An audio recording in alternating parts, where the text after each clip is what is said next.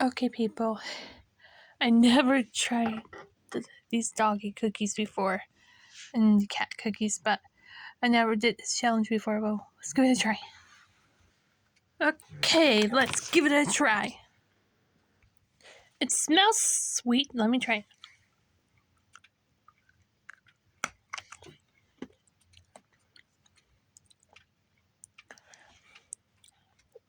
Not bad.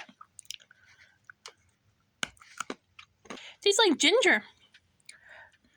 At the end of it's weird. You're funny. I'm doing a challenge.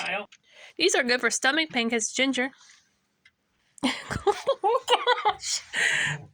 Tastes weird, but not bad. Let's try the cat cookies. A little softer. Ready? 1, 2, 3.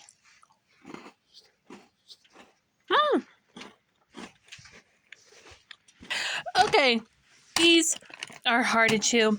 They taste different. They're not for him. These ones are softer to eat. So I like the cat cookies better than dog cookies. So I think the cat cookies are the best. Have a good night.